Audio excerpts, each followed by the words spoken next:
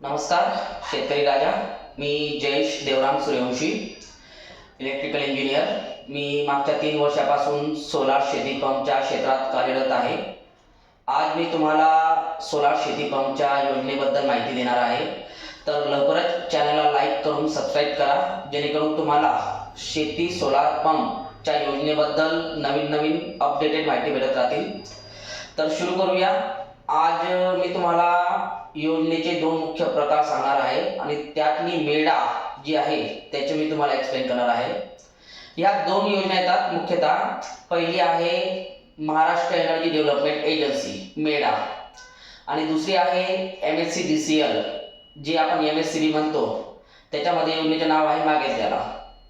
तर मेडा योजनेबद्दल सुरुवात करूया. तर मेडा योजना म्हणजे काय की ही सेंट्रल गव्हर्नमेंटची एक योजना आहे, PM कुसुम. त्याच्या अंतर्गत राबवलेले जाणारे शेती सोलार पंप. यासाठी तुम्हाला आवश्यक कागदपत्र आधार कार्ड, बँक पासबुक, फोटो, 7/12. त्यानंतर जर कॅन्डिडेट SC ST असेल तर त्याचे कास्ट सर्टिफिकेट आणि त्यामध्ये एकापेक्षा जास्त नावं 7/12 असतील तर ज्या नावाने ऍप्लिकेशन करतात ते त्याचे डॉक्युमेंट सोडून इतरांच्या नावाचं संमतीपत्र 100 रुपये स्टॅम्पवरती आणि आधार कार्डला लिंक मोबाईल नंबर लागतो. एवढ्या सर्व गोष्टी असल्या तर तुम्हाला तो फॉर्म सबमिट करता येतो. मेडामध्ये 2 ठिकाणी तुम्हाला ऍप्लिकेशन करता येतात. वनपट्टा जे आदिवासी भाग असतात तिथं आणि 7/12 या दोघी ठिकाणी.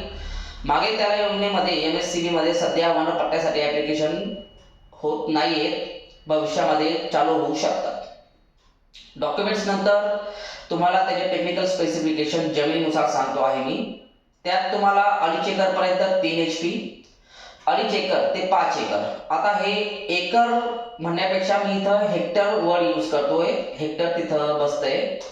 1 हेक्टर पर्यंत जमीन असेल तर 3 HP, 1 हेक्टर ते 2 हेक्टर पर्यंत जमीन असेल त्याला 5 HP आणि 2 हेक्टरच्या वरती मग ते 3 राहू द्या, 4 राहू द्या, किती राहू द्या, त्याला 7.5 HP.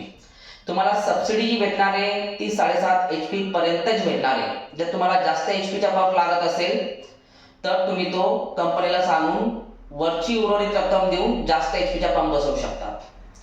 त्यानंतर तुम्हाला कालावधी किती लागतो याच्यात. तर जसं तुम्ही ऍप्लिकेशन करता तर मागच्या अनुभवानुसार त्याला ऍप्लिकेशन केल्यानंतर 6 महिने ते 8 महिन्यानुसार छाननी होऊन तुमचं नाव येतं. नाव आल्यानंतर तुम्ही त्यात सेल्फ सर्वे करून पेमेंट करून कंपनी सिलेक्ट करतात. कंपनी सिलेक्ट झाल्यानंतर तिथं तुमचा सर्वे होतो. तो सर्वे करतात कंपनीचा माणूस आणि महाऊर्जा विभागाचा माणूस, दोघी येऊन ते सर्वे करून फायनल स्टेजला तुमचं पंप बसवतात. ह्याला कमीत कमी 1 वर्ष ते 1.5 वर्ष कालावधी लागतो. आता एवढा कालावधी का? कारण की याच्यात आपण जी रक्कम भरतो ती फक्त 10% असते. उर्वरित रक्कम शासन कंपनीला देतं तेव्हा कंपनी इन्स्टॉलेशनचे चालू करतं. आणखी काही माहिती पाहिजे असेल डिटेलमध्ये तर पुढच्या व्हिडिओमध्ये आपण लवकरच भेटूया. तुमचे खूप काही प्रश्न आहेत, ते प्रश्नाचे उत्तर सुद्धा देईन मी. धन्यवाद.